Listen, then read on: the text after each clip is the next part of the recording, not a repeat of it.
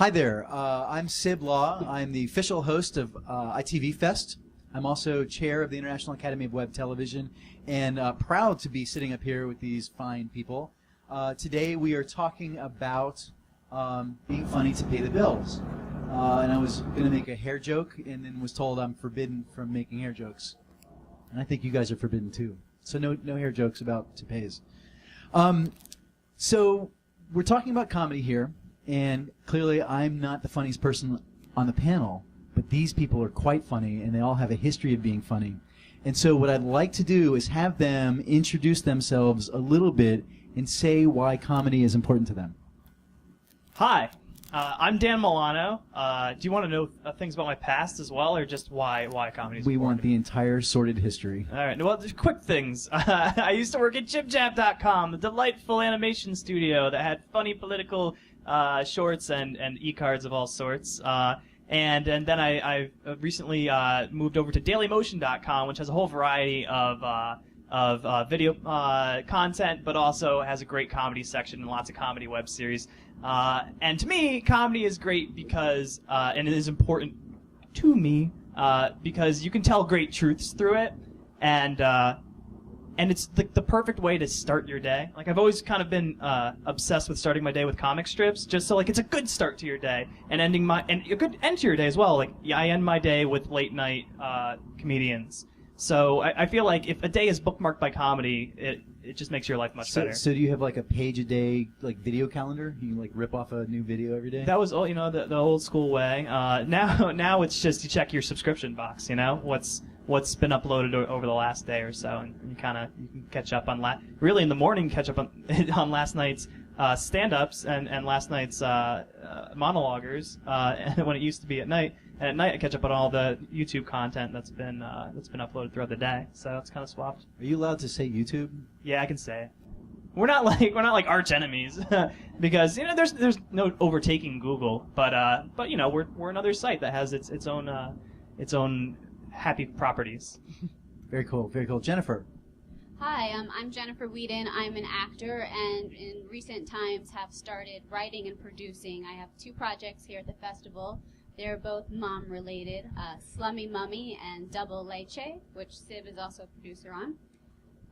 And why comedy is important to me? Let's face it, life is hard. Yeah. And the only way to get through it sometimes is to laugh at the hard stuff, especially for moms, I think. So that's how I started dealing with some things that were making me otherwise insane. I just saw Slummy Mummy, by the way. I came up you. from it. Was that real poop? No. Okay. Don't explain it. I want It's better to not explain. We thought a lot just about know there wasn't real poop. There could have been. Okay. There usually is. But I knew that would upset some of you people. Sure thing. So no poop was harmed in the making of your series? No, just brownie mix. It was delicious poop. And I'm AJ Tesler. I am the founder of this festival. Recently, I started out doing stand-up and improv comedy in Chicago, New York, and LA.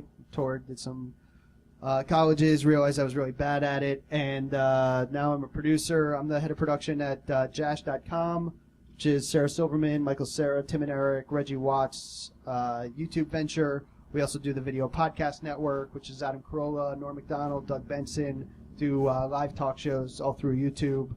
And I think comedy is important because otherwise nothing would be funny. And so just being able to entertain people for me and being able to make people laugh and brighten anybody's days, that's why I do any of it. Otherwise, I'd probably be a doctor. I'm glad you're funny. There's absolutely no proof of that. So hang on to the mic because we're going to start with you. So because we're on a panel talking about funny, set up for us a funny situation that you worked on and why it was successful. A funny situation that I worked on? I make comedy videos for the internet, so all of the things that I worked on. Pick a favorite. Pick Why did a it work? favorite funny thing that I worked on.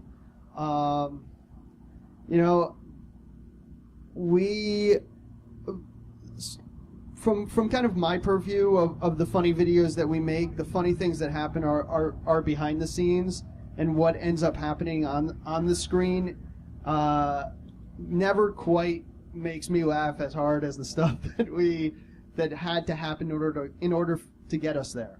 So every single thing that we do, it looks effortless when you see it on screen, but we're dealing with talent and people that are so used to television and film and the world of boundless money that for us to cobble together something to fake them into believing that we're still doing the same thing is always a comical experience for me. I have a moment. So this one time, my wife and I she was my girlfriend at the time, we were sitting on the couch and she was really sick and she couldn't smell anything. No, wait, I was really sick and I couldn't smell anything. So she was like, oh, I should just be really gross right now. And we just looked at each other and was like, wait, that could be a sketch. Let's shoot it right now while I'm sick. So we shot this sketch where I couldn't smell anything and she just started burping and like she was like, you smell that? And we titled it Gross Girlfriend.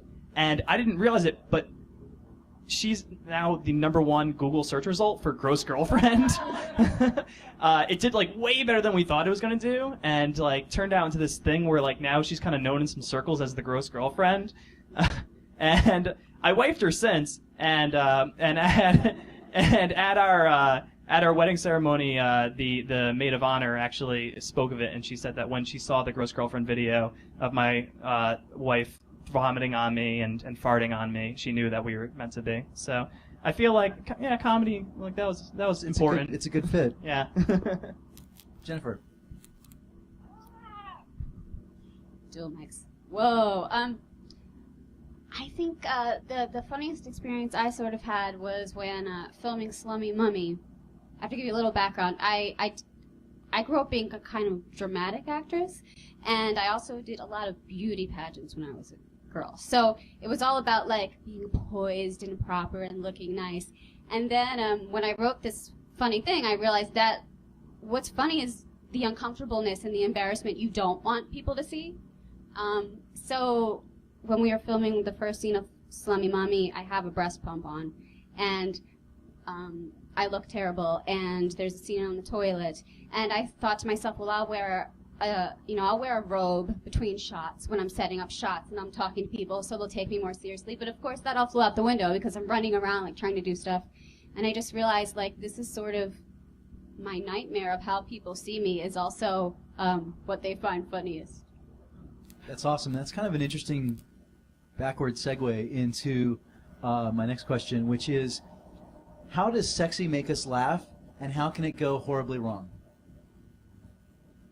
And I think at Daily Motion, you guys might have a strong sense of this. Yeah, people like the sexy stuff on Daily Motion. Well, sexy can be funny if you're super self-aware. Just like farts can be funny, like you need to take and know what's crappy about it in order to turn it on its head and make it something that people will respect and think is actually good.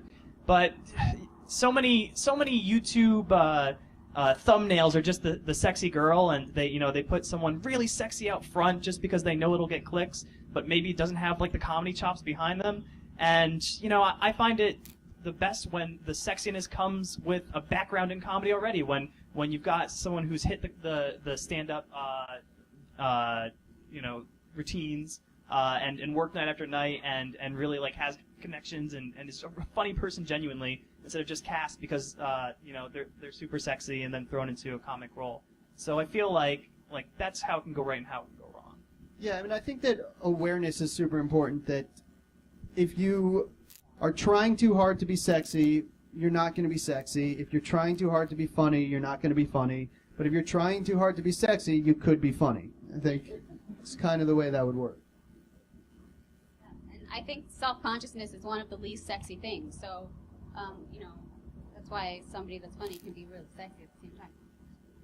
So, and to this point of the sexy thumbnail, or hiring the sexy non-funny actress and putting her in the funny role, people do crazy things to try to game the system or game the viewers, and I know YouTube has taken a very different approach to what they value, and the change of value has gone from views to subscribers, and then minutes watched, and they have all sorts of other metrics in place. I'm wondering, in your mind, what are the kinds of things that you can do as a comedy creator that could have an impact that would be positive and not negative?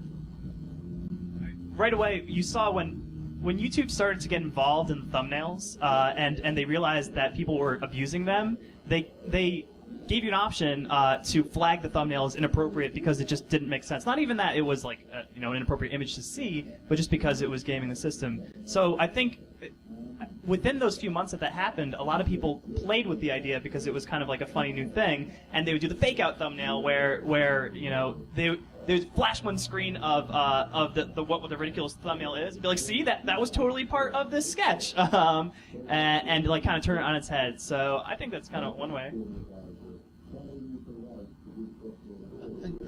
You're asking kind of what you can do to game the system? No. I mean, what kinds of strategies can you use as a comedy creator that aren't gaming the system? I think that first and foremost, you have to make something that you think is funny.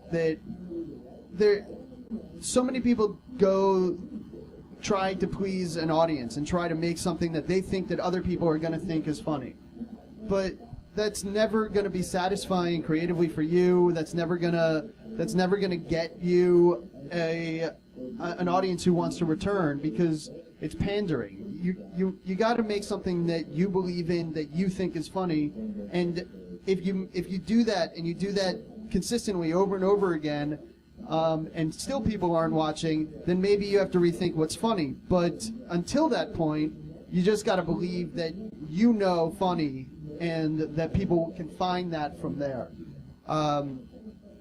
And the other thing is working with funny people, that have audiences and that have relationships and that can help draw attention to whatever it is that you're doing. So that guilty by association or positive impact by association. Yeah, and that's the whole name of the game on the internet is, this guy with 4 million Twitter followers told me that I should go check out this Tumblr that's been reblogged 650 times, and so on and so forth, and then down the rabbit hole you go of, there's a lot of people that have already seen this, there are a lot of people that have already done this, and then as an audience member, I would much rather, when I go and I investigate somebody's new channel, if they have one video that has 1 million views and all their others have 20,000, I don't look at the ones that have 20,000 views, I look at the one that they did right. That makes sense. So, when you think about there are a lot of people would say, the internet is saturated with comedy, arguably a lot of it bad comedy. So, as a creator, as someone who works with creators, how do you guys overcome that saturation? One strategy, connecting with other people who have bigger followings, get tweeted out and that sort of stuff. What other kinds of things can you do to overcome what is genuinely a saturated marketplace? I think just know who your audience is and try to find where they are, because not everybody's going to love what you made, but there are certain people who really are going to get what you made. So we've been in some talks with mommy bloggers, and their audience like what we make. Gamers don't like what we make. So just find who you're looking for and go through that venue. It's all about seeding in a way. I'm not even sure, there are so many great series that I stumble upon sometimes online, and I see so few views for them, and I cry a tear for them, because people should be seeing this stuff, but there's no way to guarantee that any of these things are ever going to get seen unless you do tons of seeding. And really what it means is Googling for things that are similar to what you have been doing, figuring out who has written about those things, find their Twitter account, tweet at them, and then just repeat for every single episode. Because there is something kind of similar to what you've done out there, and someone has written about it, and it's become popular. And if you can just find that blogger, it could turn into something for you. It could turn into 30,000 more views very, very quickly. Yeah, the internet is for niche audiences. Is that there is an audience for everything, and those audiences only know to find things online because you can't find it on any of the other traditional media. And the idea of saturation, I think, exists when people don't understand how the internet really works. That it's all driven by search. It's all driven by how many sites are linking into this particular piece of content. And so the more sites that you can get your content linked to, the more you can optimize all of your metadata for search of similar things and of things that are going to... The key thing with any search is that if I'm searching for something and I get what I'm looking for, when those Google search results, the top 10 are what I'm looking for, that's where I want to be. If one of those is the opposite, if I'm on Bing, those top 10 aren't the same thing. So it's finding a way and using all of the resources that you can find to get yourself more searchable. And that's how you beat the saturation game. So this week on the Digital Overlap, I'm interviewing Francesca Ramsey all about the topic of tent polling. And I think most of you may know what it is, but if you don't, it's where you take something referential and you make it a core part of your content. So it could be you're going to do something for Valentine's Day and that sort of thing, or you're going to be doing something for a particular pop culture thing and you're going to link your content to that. Are there some examples of successes in utilizing tent polling from your personal experience? From my personal experience, I mean, I think that the Nerdist did a video with Chewbacca fighting two girls in bikinis with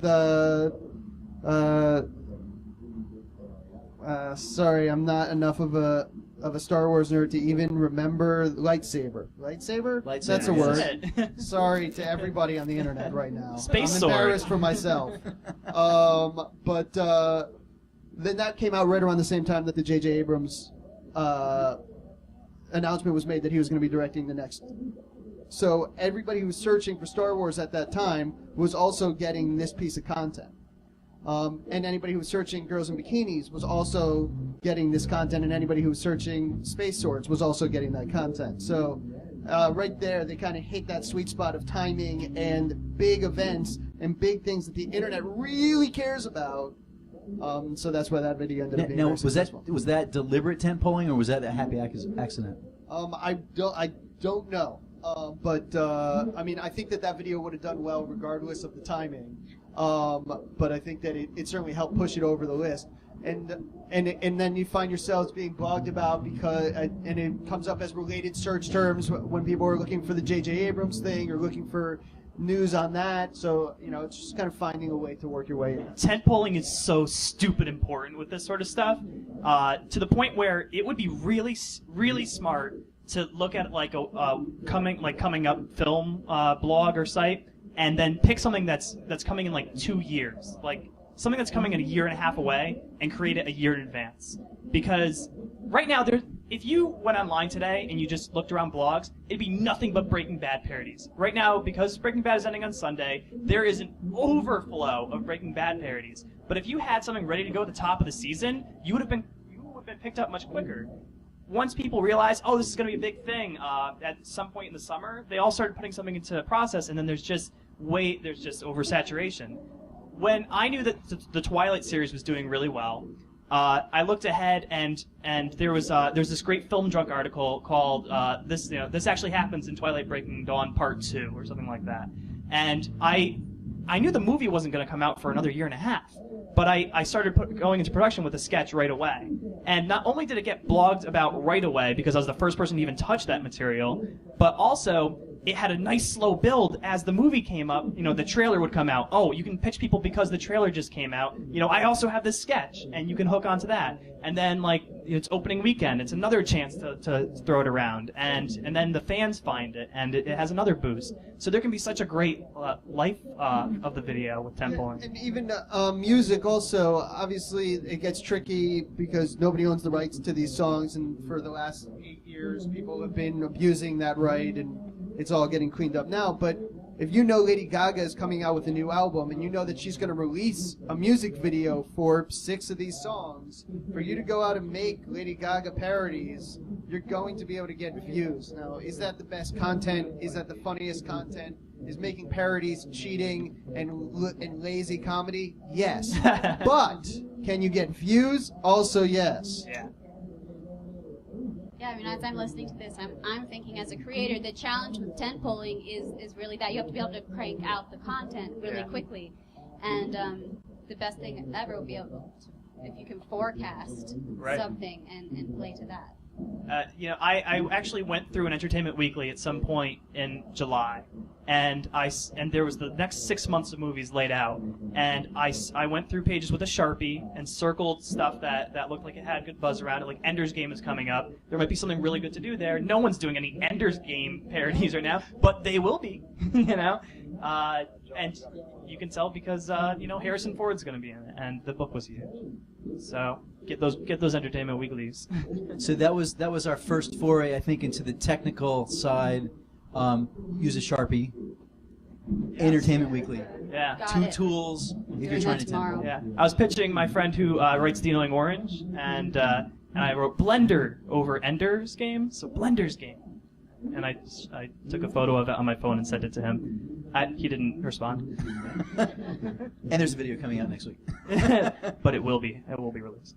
Oh, that's awesome. So, tent polling, what other strategies have been just like crazy? Wow, I'm glad we discovered this.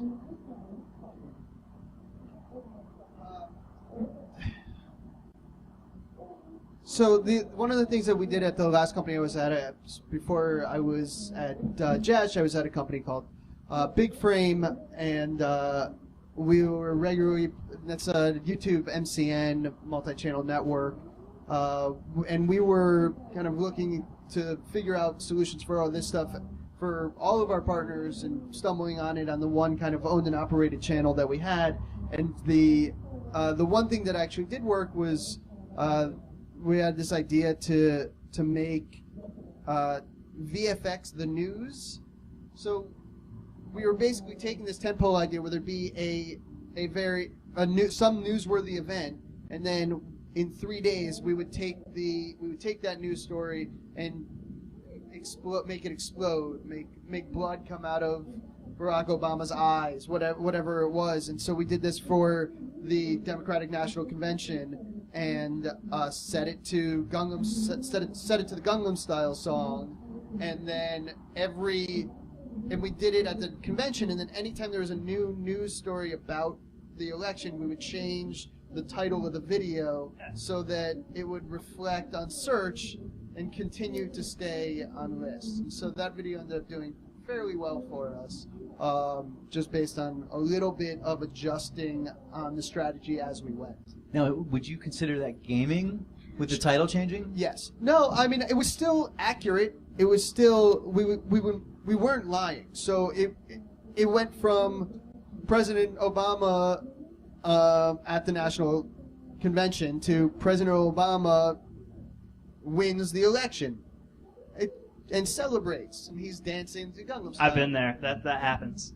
Because when we first really started Breaking Dawn, like Vance thing, it was just, this actually happens in this movie. That's what it was called. This actually happens in Breaking Dawn. But then, as the trailer started to come out, this was like, I made a fake trailer for it. So, exclusive trailer for Breaking Dawn. And yeah, people clicked it just because of that. Yeah, the other part of gaming is that you know that the end of the title gets cut off. So if you go official trailer for Breaking Dawn, parentheses parody, nobody sees the parody part until after they click on it. Maybe you can use the character limit. Yeah, yes, is it cheating? Yes. And are you going to get people to see your stuff, which is ultimately the goal? Also, yes. So seeding, tent polling, and cheat a little. Cheat a lot. Nobody's watching. Who are the judges? Cheat. Just win. It doesn't matter. And honest, I don't see enough people just posting their stuff to Reddit as themselves, because there are sketch comedy subreddits. There's a subreddit just for sketch, and it's not really that well populated. It's not like every sketch group ever is putting their stuff on there, but you'll get a quick couple hundred views from that subreddit real easy. and just like the funny subreddits, people like, of course, Redditors don't want you to spam, but if you're just if you're normally on Reddit anyways, people like creators on Reddit. They like people who draw comic strips on Reddit. Those are the type of people that they'll post their own material and it gets upvoted to hell. So just own it, be yourself. Don't try to pitch it like you pitch to a blogger and say, hey guys, I just made this parody of this or that, or I just shot this sketch. What do you guys think? And it may do much better than you thought. Yeah, I think that's another key component is just being genuine with your audience. Is that if you're honest with your audience and you're talking to them, then they will respond to that. But if you're going to pretend you're this big company that produced this video and is releasing it, then you're not competing with NBC. You're competing with all of the other user-generated people out there. So if you're going to put out something that you believe in, then tell your audience, hey, this is something that I worked really hard on and I really believe in it. Let me know what you think. And it's great to pitch like that too to bloggers, because if you try to make it, like our new web series starts today, without having a personal side to it, then it gets washed out. As a creator, you have way more power in contacting a blogger than it would say I'm Dan from Daily Motion. If I was reaching out, that would get ignored much quicker from somebody who is in the position to write about. That's or a specific things. case. Yeah. Other people. No, and I reach out to folks because I want to get some of the material that's on our site featured around. But it would be so much better if the creators were doing it themselves to huge lists of people than me, because I'm a guy from a company instead of I'm the person who created this. Yeah, and think about yourself as an audience member. And this is what I always do with all this stuff. Also, is yourself as an audience member. If you see a post that says I just made this and I'm really happy with it, I'm as an audience member, I'm more like, I'll see what this is. But if I see this fake phantom shadow company pretending like there's 1,000 people working in a basement someplace, I've never heard of them before, and there's probably a reason for that. But if something is going to get passed around, it's going to be passed around because of that personal touch. Yeah, I think there's some value in that. People want a personal connection, and if it's like, oh, this video was made from some guy in Westover, Vermont, other than a company, that's more interesting to them because it's an anomaly that one individual came up with this and did it. So I want to switch back from audience and back to process a little bit. So I know, if you're in the high-tech industry, they talk a lot about fast fail. They'll spend a ton of money, put a technology out there. If it's not working, they'll just can it, move on. And I know in comedy, comedians write joke after joke after joke, and then only a certain number of those jokes make the set. And I know the same goes for sketch comedy shows. They'll write tons of sketches, and only a certain number of those actually make the final show. And I'm wondering, online, there's this whole approach of, well, just put everything up and see what happens. And I'm wondering if you guys have an opinion about that. I think that's a terrible idea, because if you put everything up and a lot of it isn't funny, then people don't want to watch your other stuff. So you lose your credibility. Yeah, I mean, anyone who's creating a ton of sketches probably has a backlog of rejected sketches or items that, there's an idea there, but it couldn't be fleshed out. And usually you're working with a group of people, so there's a whole bunch of extra, and you kind of pick the cream of the crop. And those little those items that were funny enough, you might use them later. I feel like that's the stuff you draw upon later. Yeah. Yeah, I think that I took the red eye and I forgot the question, but. You can answer a different question. Okay, great. The avalanche of content that comes out of a comic writer's brain. Right. So it's important to refine everything that you do, and these guys absolutely I agree with. Just that a comic may write 100 jokes, and he'll try out 99 of those before tossing. And on that show that he tries out these 10. If 2 of them kind of worked, he'll keep it and he may adjust it a little bit and try it again. And if it still kind of worked, he'll let it go. But it is a trial and error in the stand-up world, at least. Sketch, you don't have that luxury because you don't have that many shows to really try things out. So you have to trust your director. And in the internet world, you have to trust your producer or whoever it is that understands your audience. If it's you as the creator, whatever it is, but you just have to kind of make sure that your eye is as discerning as your audience's is going to be. And you know, it's not like every single joke you've ever come up with can really even be put up there, because most of us are doing this kind of in our spare time in between jobs or you know, with groups on the weekend, or you know, it's not a constant flow of material unless you're doing this as your job 24/7. So you really have to pick the best stuff. Yeah, I have like a backlog of material on my iPhone. When I think of things, you know, I make the note, and the good ones are the ones that you remember, but then you forget a lot. But what's been really valuable for me is taking my scripts and having them read out loud. A lot of it was developed through the IAW TV's writers group, and you're surprised sometimes at the things people think are funny, and then really surprised sometimes at what they don't think is funny. That's great. I want to change slightly. We've got one more question for these guys, and then we'd love to open it up for questions from you guys. So think about what you might like to ask, and we'll come back to that. Switching topics slightly, is there something in comedy you haven't done that you'd like to try? I think comedy porn. Yeah. I mean, that's what's great about kind of what we're doing at Jash, is we're literally doing all the things that nobody else wants to do. Just experimental alternative comedy that. So that was the answer to my first question about how does sexy make us laugh. Right. Not going to go horribly wrong. You found it. You found it. Brings it Things back. came full Brings it circle.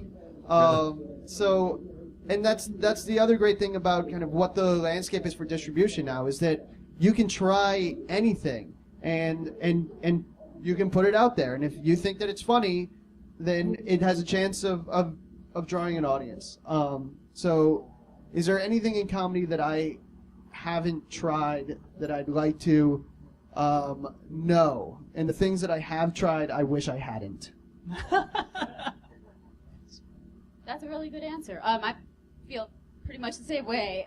But if I had to pick something, I've done a lot of improv in front of a live audience, and I wonder what it would be like to do more of it for the videos, and how, you know, when you're in front of the live audience, you're taking their reactions, and it's helping you. But if you're just you and the camera, I wonder how we decide if that's funny or not.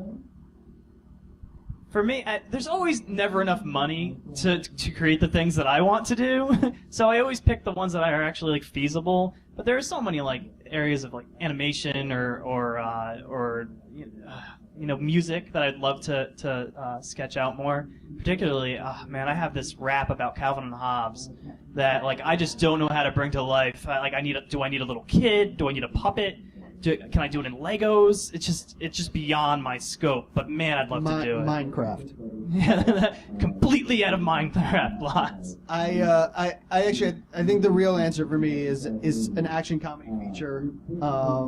Action comedy is like my favorite genre, Right. and you said you never have the money to do anything, and Yeah. it's kind of the same thing. Like action comedy is expensive, and so I think that's one thing that I would like to try to do that I have not had the opportunity to do yet. Dynamite. So I want to open it up for some questions. I see a hand in the back and a hand in the front, and we just have time for like 2 or 3. And if you would kind of say it loud enough, and then I'll repeat it for the audience online, and then we'll ask these guys to answer.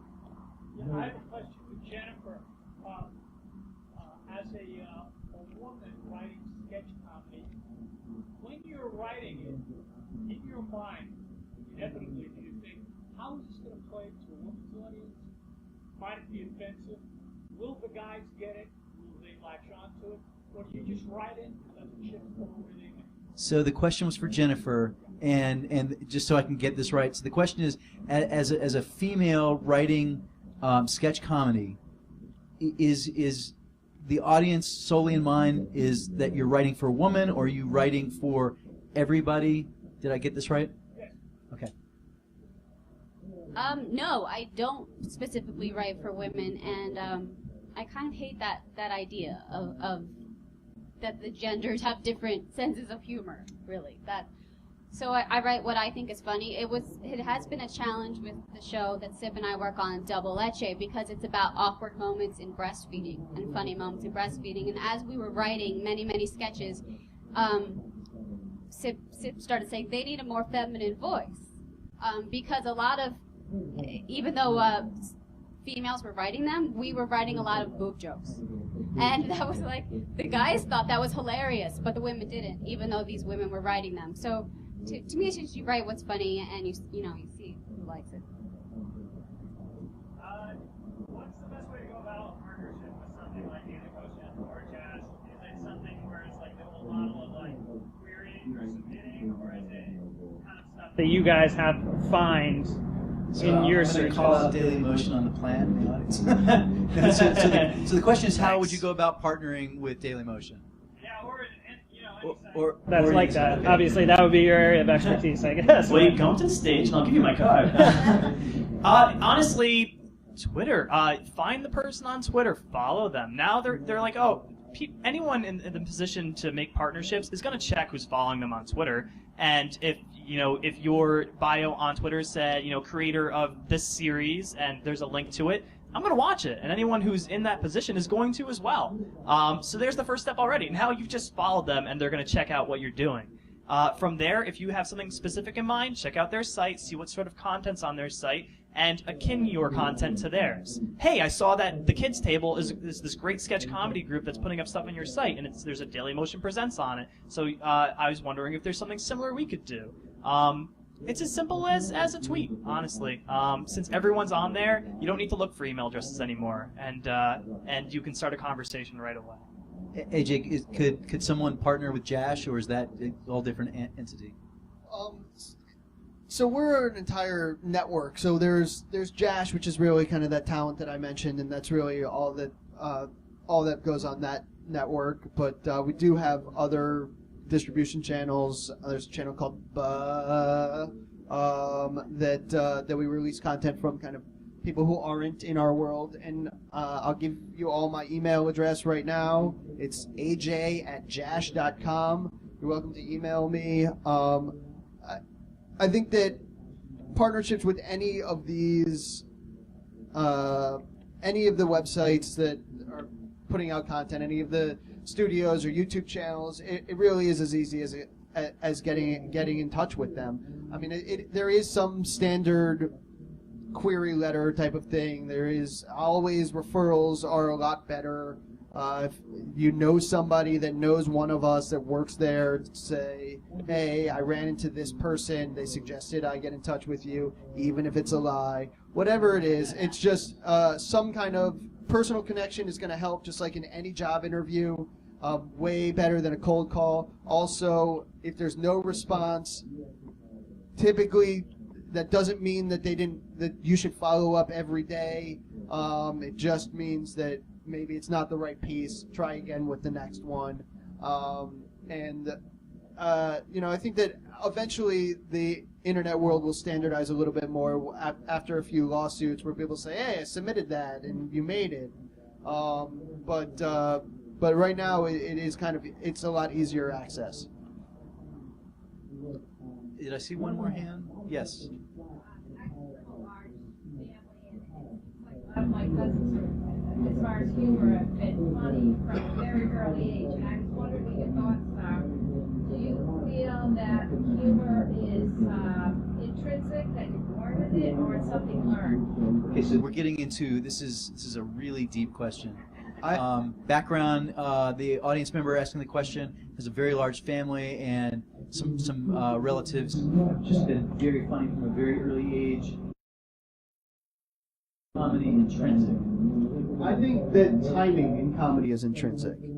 That you can't teach timing, but you can teach jokes. And so 100 people can tell the same joke, and you're not going to laugh at all the way 100 of them have told it. So I think that if your cousins probably are very naturally funny, their parents are probably funny, it probably comes from a very long line of funny people. Maybe they were salespeople in the past. Maybe, I do think that it is not the easiest thing to learn. Yeah, I think timing is almost impossible to teach, but I think you can develop funny because of like what happens to you in life and how you deal with it, and the people that are around you. If you tend to hang out with funny people, you will tend to get funny yourself. people are funny in different ways, and comedy's subjective. So, what might seem like a very not funny person to you might make someone else laugh. It's odd that way.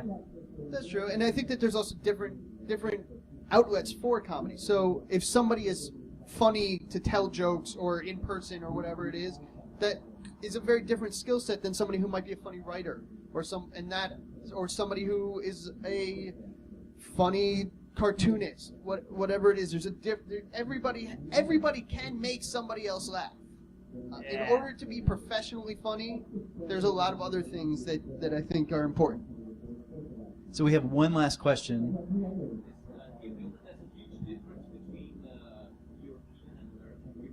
So the question is there a big difference between European and American humor? Yes. Yeah. Jerry Lee Lewis is the funniest person in France. I think that says enough about how yes, absolutely. I think that American comedy translates in Australia, English comedy translates in America, but other than that, it's very hard. There's language barriers. The German shtick is a little bit bluer, I think, to me than a lot of the other successful comedy that I see. There is crossover. There are people that can do it, but there's definitely a different timing in a variety of different cultures. Even within our country, there's a variety. You know, Southerners don't think the same things are funny as West Coasters. And we're so lazy. Like, we don't even want to watch a comedy with an accent. We want it to be remade, so so American people can say the same lines. So there's a little bit where we're so agoraphobic. We just want to watch Americans say funny things. Guys, thank you very much. Thank you for the questions. And you're a great audience. You guys were awesome. Thank you. Thank you. Thanks for coming, guys.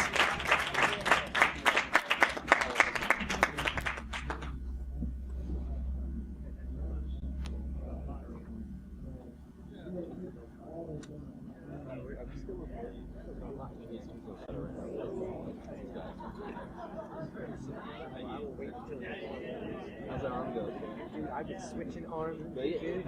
Oh my god. Dude, yeah. I pretty much every time just do this. Hey, Jim, are we